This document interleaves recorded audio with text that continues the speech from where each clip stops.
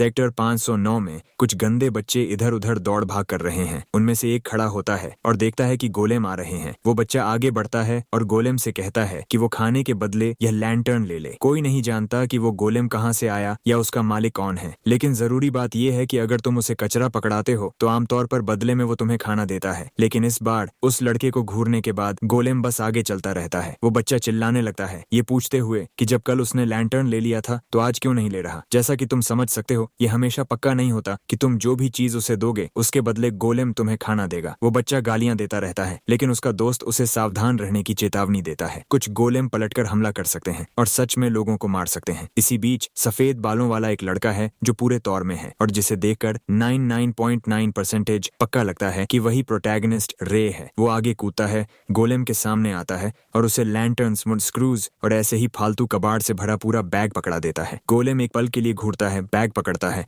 और सब कुछ निगल जाता है, जबकि बाकी बचे हुए लोग गुस्से में हैं और अभी भी सोच रहे हैं कि आखिर इस लड़के को इतना सारा सामान मिलता कहाँ से है। गोलेम ढेर सारे ड्रिंक्स, कैंड फूड और यहाँ तक कि हैमबर्गर्स भी उगलने लगता है। बच्चे शिकायत करते हैं कि इसका कोई मतलब नहीं, आखिर हर बार उसके हाथ इतना कुछ कैसे लग जाता है। ये देखकर कि उसके पास लगभग 3 दिन के लिए काफी खाना जमा हो गया है, उनमें से एक सुझाव देता है कि वो लड़का जरूर चालाक है और शायद उन्हें उससे वो सामान छीन लेना चाहिए, लेकिन दूसरा उसे तुरंत चुप करा देता है। बिल्कुल नहीं, हम 17th स्ट्रीट के गोस्ट से पंगा नहीं ले सकते। सीन फिर सेक्टर 50 पर जाता है जहाँ रे चल रहा है और कोई उसका पीछा कर रहा है। वो देखता है कि 7 लोग हैं। वो रुकता है और उनसे कहता है कि सामने आ जाओ और पूछता है कि कब तक उसका पीछा करने का इरादा है। एक तबाह हो चुकी दुनिया के हिसाब से ये लड़का काफी हट्टा कट्टा है। उनमें से एक कहता है, रे के सेंसेस हमेशा की तरह तेज हैं, लेकिन रे बस मुड़ता है और रॉन को चेतावनी देता है कि उसने पिछली बार साफ कर दिया था। अगर वो लोग दोबारा उसके सामने आए तो यहाँ से कोई बचकर नहीं जा पाएगा। रॉन ने सफेद बालों वाले कैरेक्टर से पंगा न लेने वाला नियम कभी नहीं सीखा। उसे लड़ाई की खुजली हो रही थी और वो उस लड़के से अपना बैकपैक नीचे फेंकने को कहता है। वो कहता है कि अगर उसने हुक्म माना तो वो सही सलामत चला जाएगा, लेकिन रे जवाब देता है कि वो जानता है कि वो झूठ बोल रहा है। कहानी एक पुरानी कहानी पड़ जाती है जो उस जगह के बच्चे सुनाते हैं। 17th स्ट्रीट का भूत, बिना भाव वाला एक लड़का जो चुपचाप चलता है। जो कोई भी उसकी आंखों में घूरता उसके झूठ पकड़े जाते थे। रॉन अपना आपा खो देता है और एक घूंसा मारने आगे बढ़ता है। वो चिल्लाता है, रे हमेशा से एक घमंडी लड़का रहा है, अब वक्त आ गया है कि वो सीखे कि आइंदा कभी ऐसी हरकत न करे। लेकिन रे बड़ी आसानी से बच निकलता है। हल्का सा अपना पैर टैप करता है, पास पड़ी चीज को पकड़ता है और उस आदमी के पेट में एक जोर का वार दे मारता है। पहला शिकार जमीन पर गिर जाता है, जबकि बाकी लोग थोड़ी हिम्मत जुटाने की कोशिश करते हैं और हमला कर देते हैं। मारो इसे, चिल्लाते हुए उनमें से एक घुमाकर वार करता है, लेकिन रे झुक जाता है और सीधी एक कोहनी उसके मुंह पर दे मारता है। वो बेचारा आदमी शायद 5 लीटर खून थूकता है। इससे पहले कि उसका साथी कुछ कर पाता, रे दूसरे के चेहरे पर एक किक मार देता है। रे साइड में घूरता है और पूरी गली में चीख पुकार मच जाती है। थोड़ी देर बाद रे कहता है कि उसने पहले ही साफ कर दिया था कि ज्यादा लोग लाने से कोई फायदा नहीं होगा। वो रॉन के करीब जाता है जो बुरी तरह डरा हुआ है और चिल्ला रहा है कि रे एक राक्षस है। वो उसे पास न आने का ऑर्डर देता है, लेकिन रे उसे याद दिलाता है कि उसने पहले ही कहा था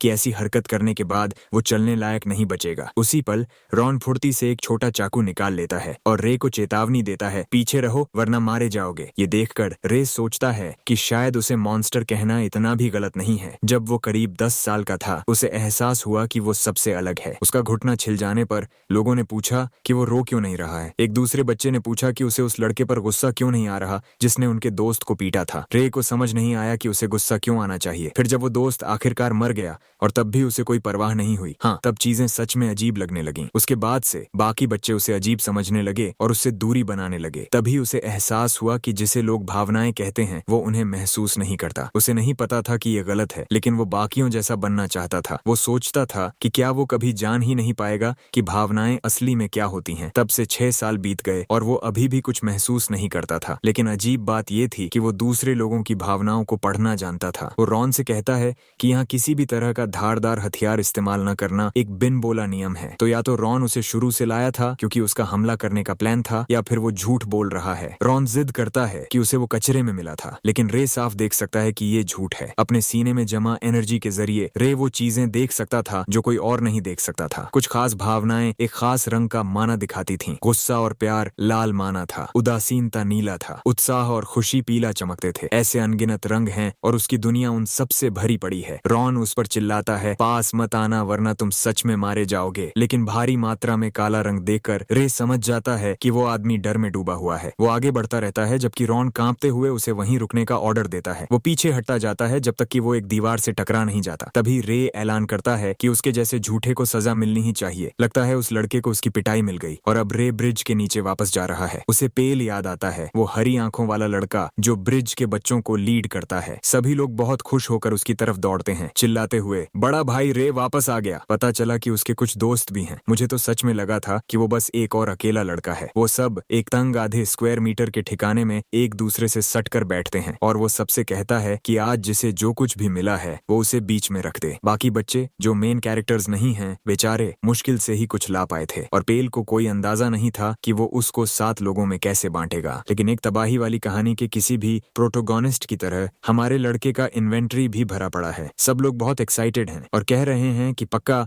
उसने गोलेम से फिर से बहुत कुछ हाथ लगाया है। सच तो ये है कि कोई नहीं जानता कि उस गोलेम को असली में माना का बचा हुआ हिस्सा वाली चीजें चाहिए और अगर तुम उसे देख नहीं सकते तो सही चीज देना मुश्किल है। इसलिए पेल कहता है कि वो सब बांट सकते हैं और रे का शुक्रिया कि आज रात कोई भूखा नहीं सोएगा। सब बच्चे खुशी खुशी खा रहे हैं जबकि रे ब्रिज की तरफ वापस जा रहा है, ये सोचते हुए कि सबके लिए कभी काफी नहीं होता। शायद उसे गोदाम में जाना चाहिए। उसे लगता है कि ग्रुप को सपोर्ट करना उसका फर्ज है क्योंकि वो उनकी वजह से जिंदा है। 1 साल पहले वो बर्फ में सो रहा था जब इन बच्चों ने उसे ढूंढा और घसीट कर बाहर निकाला। वो लड़का इतना उदास था कि उसने सोच लिया था कि वहीं मर जाना ठीक है, लेकिन उनमें से सबसे छोटे ने ये माना नहीं और उसकी मदद करने की जिद की। रे की जिंदगी का बस एक ही उसूल है, कर्ज चुकाना जरूरी है, चाहे वो एहसान का हो या बदले का। तभी पेल आ जाता है और कहता है कि रे को भी अपना हिस्सा लेना चाहिए। रे बस कहता है कि वो ठीक है, उसे भूख नहीं है, लेकिन तभी उसका पेट गुड़गुड़ाता है जिससे उसकी चोरी पकड़ी जाती है। उसका दोस्त तुरंत एक बार को आधा तोड़ता है और उसे पकड़ा देता है। आज काली बारिश हो रही है। लोग कहते हैं कि ऐसा तब होता है जब कुछ खास लोग भारी मात्रा में मैजिक इस्तेमाल करते हैं। वो सेक्टर 50 में है और खबर है कि हाई लेवल मेजेस नीचे के सेक्टर्स में रहते हैं। पेल जिद करता है कि ये गोलेम जरूर उन्हीं में से किसी ने भेजा है। रे को लगता है कि ये बस कोई मशीन है, लेकिन पेल को पूरा यकीन है कि मैजिक ही उस चीज को चला रहा है। अजीब बात है, वो इस बात को लेकर भावुक है। ऐसा इसलिए है क्योंकि वो असली में देख सकता है कि गोलेम जहां भी जाता है वो अपने आसपास का माना सोख लेता है। माना उसके एरिया में घूमता है और काला धुआं छोड़ता है। उसे पक्का नहीं पता कि क्या वो सच में जुड़े हुए हैं, लेकिन अभी इससे ज्यादा जरूरी कुछ है। वो ये कहते हुए उठ जाता है कि वो बाहर जा रहा है। उसका दोस्त उसे चेतावनी देने लगता है कि काली बारिश में बाहर मत जाओ, लेकिन रे उसे नजरअंदाज करता है और भाग जाता है। जब बारिश होती है तो गलियां हमेशा खाली रहती हैं क्योंकि लोगों का मानना है कि काली बारिश की एक बूंद भी तुम्हें बीमार कर सकती है। लेकिन रे अपने चारों तरफ ये ऑरा पैदा कर सकता है जिससे जब बाहर कोई नहीं होता तब काम करना बहुत आसान हो जाता है। 18th स्ट्रीट पर हेक्टर मेनको का गोदाम है। अंदर कुछ लोग पोकर खेल रहे हैं और शर्त लगाने की शेखी मार रहे हैं, जबकि रे बाहर से सुन रहा है। जब भी बारिश होती है वो हमेशा यही करते हैं और अब उनकी बारी है। गोदाम के अंदर अनगिनत तरह का माना हवा में भरा हुआ है। रे लाल वाले माना को खींचता है और अपने हाथ में एक चिंगारी जगाने में कामयाब हो जाता है। उसे सच में नहीं पता क्यों, लेकिन इस रंग को काबू करना सबसे मुश्किल था। ये उसे सोचने पर मजबूर करता है कि अगर वो उस माना से जुड़ी भावना को सच में समझ ले तो शायद वो एक ज्यादा ताकतवर आग पैदा कर सकता है। लेकिन तभी एक चाकू उड़ता हुआ आता है और वो बहुत मुश्किल से बच पाता है। वो तुरंत छिप जाता है। कोई तंज कसता है कि वो छोटा चूहा फिर से उनका राशन चुराने आ गया है और सबसे बुरी बात, ये लोग हथियार बंद हैं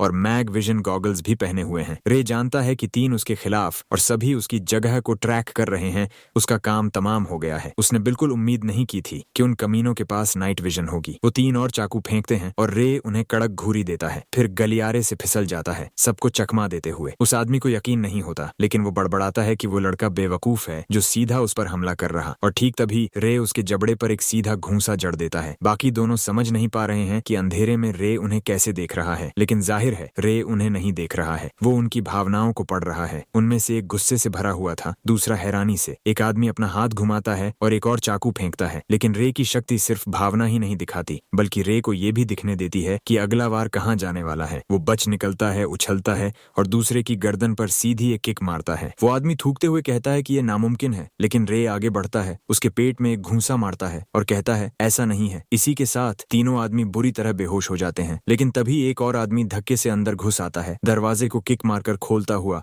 और कहता है कि उसे आकर देखना पड़ा कि आखिर ये इतना शोर किस बात का हो रहा है। ये गोदाम का एक बड़ा अधिकारी है जिसका नाम हम्फ्री है। वो कहता है कि उसके सारे साथी ढेर हो गए हैं, तो अब हमें इस छोटे चूहे से निपटना पड़ेगा। ये कमीना उतना ही डरावना है जितना अफवाहों में सुना था। रे के लिए प्लान अब साफ है, यहाँ से निकलो। वो हमला करता है, सीने पर एक घूंसा मारता है, लेकिन वो आदमी 1 इंच नहीं हिलता। एक ही पल में हम्फ्री एक भारी वार से पलटवार करता है, जिससे रे को पीछे हटना पड़ता है। बहुत मुश्किल से कम उसने उसे परख लिया। उसे एहसास होता है कि वो आदमी तेज है और वो पीछे हट जाता है। हम्फ्री असल में उसकी तारीफ करता है, जबकि रे जानता है कि ये दुश्मन बिल्कुल अलग ही लेवल का है। हम्फ्री एक और घूंसा लेकर फिर से आता है और रे साइड में हटकर बच जाता है। लेकिन चाहे वो कितना भी बच निकले, उसका अंदरूनी एहसास उसे कहता है कि इस आदमी से आमने सामने लड़ने का कोई रास्ता नहीं है। इसलिए वो नीचे झुकता है, कदम बदलता है, एक कमजोर जगह ढूंढता है, फायरमना को अपने हाथ में इकट्ठा करता है और सीने पर हथेली से एक जोर का वार करता है। हम्फ्री को पीछे धक्का लगता है और जब तक वो अपनी आंखें खोलता है, वो लड़का गायब हो चुका था। लेकिन पूरा सेक्टर चिल्ला रहा है कि लड़का अभी यहीं था, इसलिए वो ज्यादा दूर नहीं गया होगा। और वो सही है, वो एक झोंपड़ी के पीछे दुबका हुआ है। जैसे ही वो उसे घेरने वाले होते हैं, एंट्रेंस के पास कोई चिल्लाता है। वो सब मुड़ते हैं और रे दूसरे रास्ते निकल जाता है। हेक्टर के बदनाम गोदाम को लूटना पागलपन था और वो जानता है कि अगर वो लोग उसे पकड़ लेते हैं तो वो उसे मार डालेंगे। उसे मौत से डर नहीं लगता। समस्या ये है कि अगर वो गायब हो गया तो उन बच्चों को खाना कहाँ से मिलेगा, वो अपना कर्ज नहीं चुका पाएगा। तभी एक और आदमी पीछे से आता है और कहता है मिल गया, जिससे रे को फिर से भागना पड़ता है। आखिर में वो एक बंद गली में जा टकराता है। आदमियों ने उस लड़के को भागने की कोशिश बंद करने और जो कुछ भी चुराया है उसे हवाले करने का हुक्म दिया, वरना तुम्हारे पेट में एक छेद कर देंगे। ये एहसास करके कि हम्फ्री वहां नहीं है, रे माना को अपने हाथ में इकट्ठा करता है। वो जानता था कि वो इन लोगों को संभाल सकता है। पहला आदमी तेजी से आगे बढ़ता है, लेकिन रे एक तरफ हट जाता है, उसका हाथ पीछे धकेलता है और उसके जबड़े पर एक करारा वार करता है। ठीक उसी पल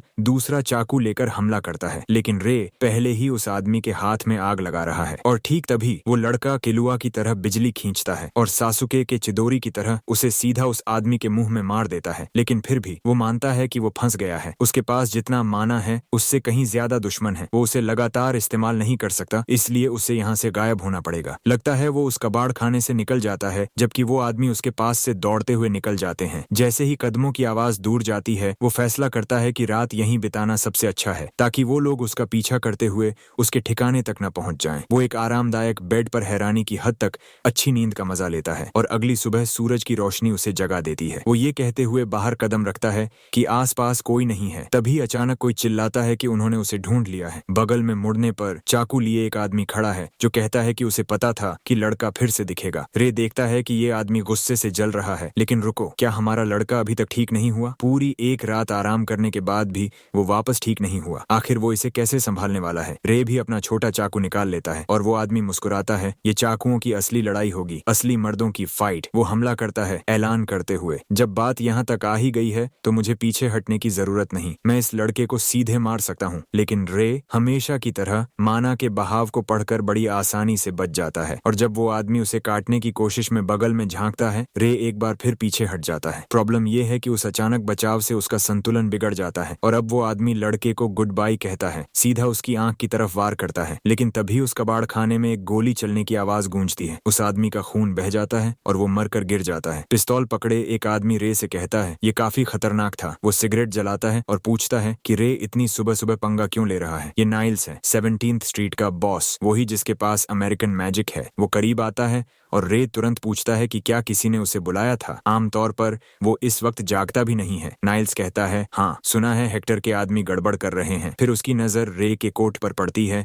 और वो पूछता है, ये क्या है? क्या तुमने इसे वेयरहाउस से उठाया? एक बच्चे के लिए हिम्मत वाला काम है। रे उसे शुक्रिया कहता है, लेकिन नाइल्स तुरंत टोकता है, ये तारीफ नहीं थी। रे के लिए नाइल्स जैसे लोगों से निपटना सबसे मुश्किल था। उसकी भावनाएं इतनी सपाट और एक जैसी थीं कि ये पढ़ना लगभग नामुमकिन था कि वो असली में क्या सोच रहा है या वो कैसा बर्ताव बर्ताव करेगा। नाइल्स चेतावनी देता है कि अगर रे ने ये जारी रखा तो वो खुद को मरवा लेगा। वो हर किसी पर हमला करते हुए नहीं घूम सकता। रे जवाब देता है कि इससे कोई फर्क नहीं पड़ता, या तो ये या फिर भूख से मरना। नाइल्स फिर कहता है कि उसने रे को बचाने का कर्ज चुका दिया है और रे जवाब देता है कि उसने भी उसके बदले कर्ज चुका दिया है। 1 साल पहले रे ने नाइल्स को बेहोश नदी से बाहर खींचा था। जाहिर है नाइल्स सेक्टर 46 में एक एग्जीक्यूटिव था, लेकिन उसे धोखा मिला और मार दिया गया। रे को यकीन नहीं कि उसने इस बारे में झूठ बोला था। बदले में नाइल्स ने उसे लड़ना सिखाया। अब रे उस संगठन के बारे में पूछता है जिसका उसने एक बार जिक्र किया था। वो नाइल्स को ज्वाइन करना चाहता है। रे का प्लान बच्चों को बचाने के लिए ऐसा करना है, लेकिन अचानक नाइल्स दीवार से टेक लगाता है। उसकी सिगरेट कम जल रही है और कहता है, मैं जानता हूँ रे, तुम मैजिक इस्तेमाल कर सकते हो। ये बात लड़के को शक में डाल देती है। तो ये एक राज होना चाहिए था। नाइल्स को लगता है कि अब सब समझ आ रहा है, जबकि रे खुद मैजिक के बारे में और जानना चाहता है। वो सच में नहीं समझता कि ये काम कैसे करता है। नाइल्स समझाता है कि वो जो जानता है वो उसके पुराने संगठन के एक मेज से पता चला है। वो आदमी कहता था कि माना हवा में है और वो ताकत इस्तेमाल करने के लिए उसे फोकस करता था, लेकिन बहुत कम लोग इसे महसूस भी कर सकते हैं। रे पूछता है कि क्या उस मेज ने कभी माना के रंगों के बारे में कुछ कहा, लेकिन नाइल्स कहता है नहीं, वो इसे देख नहीं सकता था। उसके लिए ये एक एहसास जैसा था। तभी रे को एहसास होता है कि वो अकेला है जो असली में हवा में माना को देख सकता है। नाइल्स अचानक करीब आता है। क्या तुम्हें पिटने का शौक है? वो घुमा कर वार करता है,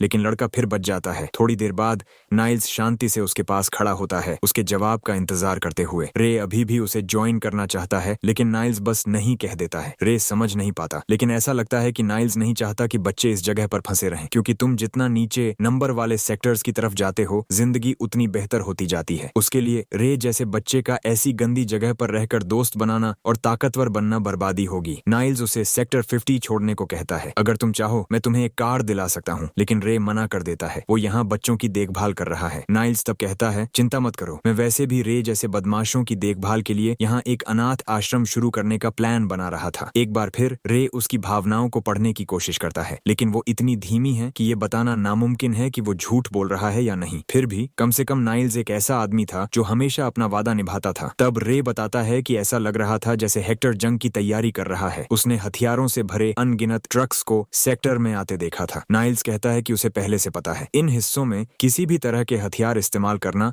सीधे सीधे जंग का ऐलान है। और सबसे बुरी बात यह है कि नाइल्स का क्रू उन गिने चुने में से है जो कम टैक्स लेते हैं, जिसका मतलब है अगर दूसरों ने कब्जा कर लिया तो सबके लिए जिंदा रहना बहुत मुश्किल हो जाएगा। नाइल्स हमारे प्रोटोगोनिस्ट से कहता है कि वो उसे कोई पुराना गैंग बॉस समझना बंद करे, लेकिन लड़का पलट कर कहता है कि वो बिल्कुल वो ही है। नाइल्स एक घूंसा चलाता है, लेकिन रे बच जाता है। ठीक उसी पल एक कार आकर रुकती है और अंदर से कोई बॉस को कहता है कि उन्हें जाना होगा। कार में बैठते हुए नाइल्स रे को चेतावनी देता है कि ये जगह जल्द ही एक वॉर जोन बनने वाली है, इसलिए बेहतर है तुम छिप जाओ। वो उसकी तरफ कुछ फेंकता है और जब रे देखता है तो वो कोई दवा लगती है। रे बस बड़बड़ाता है, अपने कान साफ कर लो। कार चली जाती है और रे वहीं खड़ा रह जाता है, जिसे कुछ खास समझ नहीं आ रहा होता। सीन कट होकर 17th स्ट्रीट सेंट्रल स्क्वायर पर आता है। प्रोटोगोनिस्ट रे एक लड़के के पास जाता है जो उसे देखकर खुश हो जाता है। वो पूछता है कि वो कल वापस क्यों नहीं आया और इतना पिटा हुआ क्यों लग रहा है। रे कहता है, कुछ नहीं, बस सामान ज्यादा है। वो सोचता है कि ये कितनी हैरान करने वाली बात है कि एक ही इंसान एक ही वक्त में इतनी सारी भावनाएं महसूस कर सकता है। वो उसे कुछ कैंस पकड़ाता है और उस लड़के को टेंट में वापस जाने को कहता है, क्योंकि पेल जल्द ही आ जाएगा। जब वो लड़का चला जाता है, रे एक औरत से पूछता है कि क्या उसने जो को कुछ ठीक बताया। वो अंधी औरत व्योला, जो उस गली की कहानीबाज है, कहती है कि वो लड़के को बस इंद्रधनुष के बारे में बता रही थी। रे उसे ऐसी बातें बंद करने को कहता है, वरना अगर वो ऐसी चीजों के सपने देखेंगे तो वो गलियों में जीना नहीं सीख पाएंगे। वो ये भी देखता है कि व्योला इकलौती इंसान है जिसे उसने कभी पर्पल माना के साथ देखा है। वो उसे चेतावनी देता है कि बेहतर होगा वो कहीं और चली जाए, क्योंकि यहाँ एक जंग छिड़ने वाली है। वो वहाँ से चला जाता है, जबकि वायोला मन ही मन सोचती है कि वो सच में एक दयालु बच्चा था। अगली सुबह वो एक दरवाजे पर दस्तक देता है, ऐलान करते हुए कि डिलीवरी आ गई है। एक आदमी जवाब देता है, रॉन की जगह रे क्यों आया है? रे मन ही मन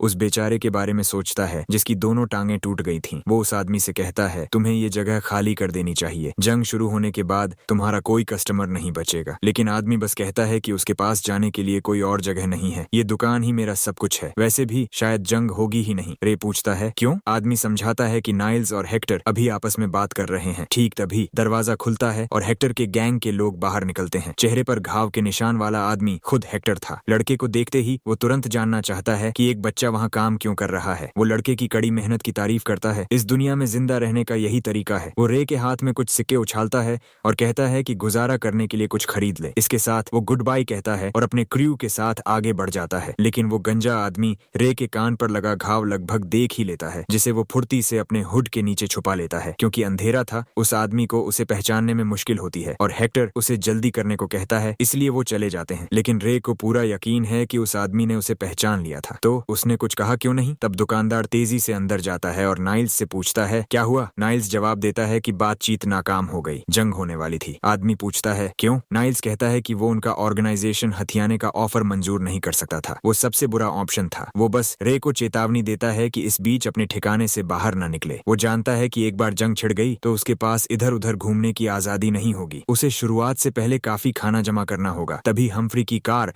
अचानक उसके सामने से गुजरती है। उसने सेक्टर 50 में वैसी कार पहले कभी नहीं देखी थी, जो बहुत ज्यादा शक वाली बात थी। वो जांच पड़ताल करने का फैसला करता है। वो उन आदमियों का पीछा करता है जो झुककर किसी का स्वागत कर रहे थे। हेक्टर बाहर निकलता है, एक दरवाजा खोलता है और मेज का स्वागत करता है। रे को कोई अंदाजा नहीं था कि ये आदमी कौन है, लेकिन उसके पास बहुत भारी मात्रा में गहरा नीला मना था, बिल्कुल वही रंग जो उसने गोलेम्स के हिलने पर उनमें देखा था। लेकिन इस आदमी के अजीब तरह से मना वेसल के चारों तरफ कई तरह के रिंग्स थे और उन रिंग्स के चारों तरफ एक और तरह का मना था जो बहाव को एरिया से बाहर निकलने से रोकता हुआ लग रहा था। रे जानता था कि वो आदमी खतरनाक है और उसे इस बारे में नाइल्स को बताना जरूरी है। ठीक तभी रे आ जाता है और नाइल्स को पुकारता है, जिससे वो आदमी चौंक जाता है। ये लड़का न जाने कहां से आ गया। वो रे से गायब होने को कहता है। मेरा बॉस नाइल्स जंग की तैयारी कर रहा है और हालात खतरनाक होने वाले हैं। रे बस कहता है कि एक संदेश पहुंचा देना, उस मोनोकल वाले आदमी से सावधान रहना। वो जाहिर है माना का जिक्र नहीं कर सकता। वो अपना हुनर जाहिर नहीं करना चाहता, क्योंकि इससे वो खुद भी खतरे में पड़ जाएगा। वापस ब्रिज के नीचे सभी बच्चे सो रहे हैं और पेल आ जाता है। रे जानना चाहता है कि क्या वो जंग के पूरे हफ्ते वहीं रुकने वाले हैं। पेल हाँ कहता है और पूछता है कि उसके ख्याल से कौन जीतेगा। रे को कोई अंदाजा नहीं था। उसके लिए दोनों ग्रुप्स बराबर की टक्कर के थे, जो एक प्रॉब्लम थी, क्योंकि नाइल्स ही इस शहर में बच्चों को बचा रहा था। अगर हेक्टर ये जंग जीत गया तो यहाँ हर कोई तुरंत गुलामी में बेच दिया जाएगा। उसी पल उन्हें कुछ सुनाई देता है और पेल कहता है कि जंग जरूर शुरू हो गई है। रे खड़ा हो जाता है, सोचते हुए कि कुछ गड़बड़ लग रहा है। 17th स्ट्रीट पर जंग पूरी तरह भड़की हुई है, लेकिन गोलेम के खिलाफ कुछ भी काम नहीं कर रहा। इससे भी बुरा, इस बार वो चीज माना इकट्ठा कर रही है और एनर्जी के बजूका जैसे धमाके कर रही है, जो सिपाहियों के आर पार निकल रहे हैं। एक बेचारा सिपाही दहशत से घूरता है। ये किस तरह का नर्क है। इससे पहले कि गोलेम उसका सिर फाड़ देता, वो मोनोकल वाला आदमी वही है,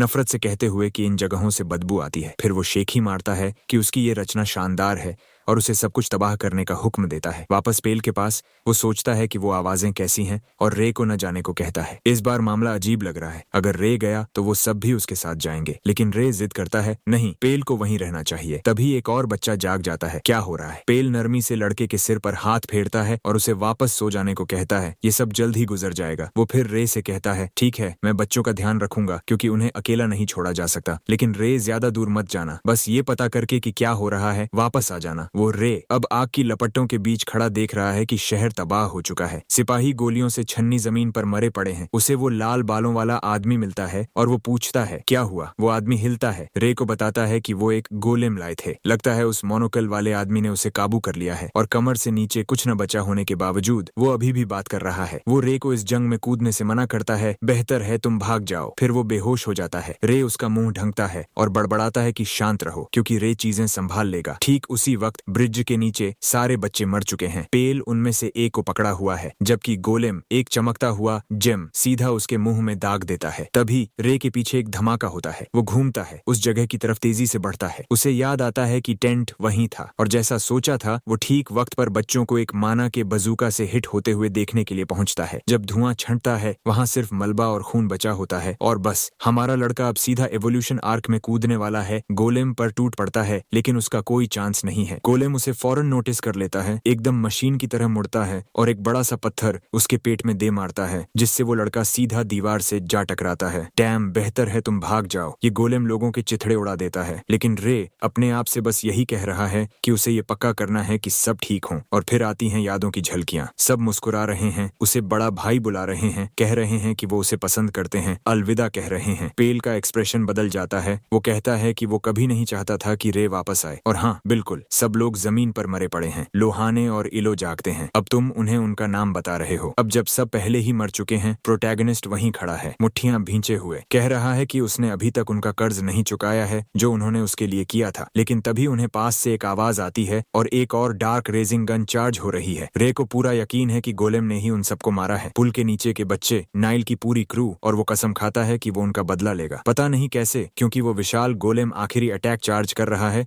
जो शायद उसके पैरों के निशान भी नहीं छोड़ेगा। फिर अचानक मॉडर्न टेक्नोलॉजी जीत जाती है। कोई एक कार सीधा गोलेम में घुसा देता है जिससे वो हवा में उड़ जाता है। नाइल्स कार से बाहर निकलता है, रे का नाम पुकारता है और उसकी मदद के लिए दौड़ता है। साफ लग रहा है कि वो भी मरने वाला है ना? वो बच्चों के बारे में पूछता है और रे बस कहता है कि सब खत्म हो गया। नाइल्स साइड में देखता है और उससे वो मंजर दिख जाता है। वो माफी मांगता है कहते हुए कि ऐसा इसीलिए हुआ क्योंकि उसे आने में देर हो गई। लेकिन प्रोटैगनिस्ट कहता है कि ये उसकी गलती नहीं है। और फिर अचानक वो बारिश में किसी दुखद रोमांस सीन की तरह गले मिलते हैं। ऐसा लगता है कि कार ने सच में गोलेम को मार दिया, उसे पूरी तरह शट डाउन कर दिया, या अभी भी जिंदा है वो दोनों छिप जाते हैं और रे उसके बाकियों साथियों के बारे में पूछता है। नाइल्स जवाब देता है कि जाहिर है वो सब मर चुके हैं। हेक्टर किसी दूसरे रीजन से एक मेज को ले आया था। रे जानना चाहता है कि अब वो क्या करेंगे। नाइल्स कहता है कि वो वापस स्ट्रीट जाएंगे और दूसरे जिंदा बचे लोगों को ढूंढेंगे। और तभी डैम, मैंने खुद ही पनौती लगा दी। गोलेम के बारे में पूछा, कहा कि वो मर जाएगा, और बिल्कुल अगले ही फ्रेम में वो दोनों साथ दिखते हैं। क्या बात है मेरी। लेकिन सच कहूं तो वो गोलेम के इतने पास खड़े होकर बातें ही क्यों कर रहे थे? बर्बादी। और यकीनन वो कमीना गोलेम एक घमंडी मुस्कान के साथ नीचे गिरता है जिससे रे बेहोश हो जाता है। रे को होश आता है और वो पूछता है कि अभी क्या हुआ। पता चलता है कि उस रेजिंग ब्लास्ट ने उसे जकड़ लिया था। उसे नाइल्स के साथ बिताया हर पल याद आता है और उसका दिल लाल रंग से चमकने लगता है। लड़का अपनी ऑरा छोड़ता है और गोलेम फिर से हमला करता है, जबकि रे कसम खाता है कि वो उन सबको मार डालेगा। हमारी जानी पहचानी कहानी में अब कोई नहीं बचा है, बस प्रोटैगनिस्ट है जो खुद से कह रहा है कि अगर ये एक सपना है तो वो अभी जागना चाहता है। गोलेम एक बार फिर अपना हाथ बढ़ाता है, लेकिन अब रे की बारी है। वो एक जलता हुआ फायर बॉल बना रहा है। मॉन्स्टर फिर से अपनी रेज चार्ज करता रहता है, जबकि रे एक लाल भंवर बनाता है। दोनों एनर्जीज आपस में टकराती हैं, हर तरफ धमाके होते हैं और प्रोटैगनिस्ट कसम खाता है कि वो गोलेम से अलग है, वो भावनाओं वाला एक इंसान है। और फिर आती है एक जबरदस्त आग। ये क्या था? उसने उस दरिंदे को राख बना दिया। इसे कहते हैं फायर पावर। लेकिन प्रॉब्लम ये है, वो अपनी पावर्स तभी यूज कर सकता है जब वो इमोशनल हो। उसे स्ट्रांग बनने के लिए हर बार मरने के करीब जाना पड़ता है। वो चिल्लाता है और मैं मरता नहीं, लेकिन उस आदमी नाइल्स की छाती में एक गड्ढा हो चुका है। फिर भी वो रे का हाथ झटक देता है, कहते हुए कि उसे परेशान करना बंद करे। शुरू से ही उसे पता था कि वो सुकून से नहीं मरेगा, लेकिन ये नहीं सोचा था कि आज ही ऐसा होगा। फिर भी नाइल्स को कोई पछतावा नहीं था। एक ऐसे इंसान के लिए जो बिल्कुल नीचे से शुरू हुआ था, ये बड़ी बात थी। उसके मन में बस एक ही शंका थी कि अगर उसने पहले शुरू किया होता तो क्या वो और आगे जा सकता था। उसके लिए रे की उम्र परफेक्ट टाइम थी। उसी पल रे अपनी जेब से दवा निकालने के लिए हाथ बढ़ाता है, लेकिन नाइल्स उसका हाथ पकड़ता है और कहता है कि उसे पहले यहाँ से निकलना होगा। उसे ये जगह छोड़कर कहीं बेहतर जगह जाना था, क्योंकि नाइल्स ने उसे हमेशा एक छोटे भाई की तरह देखा था। अपस्ट्रीम जाओ, इन सेक्टर्स में फंसे मत रहो। नाइल्स को यकीन था कि अगर रे ने ऐसा किया तो वो जरूर कामयाब होगा, और उसी पल उसने हाथ छोड़ दिया। लड़के को चाबियां थमाई और मर गया। प्रोटैगनिस्ट बस वहीं खड़ा उसे विश्वास न करते हुए देखता रहा। नफरत और मायूसी, ये पहले दो इमोशंस थे जो उसने अपनी जिंदगी में सच में महसूस किए थे।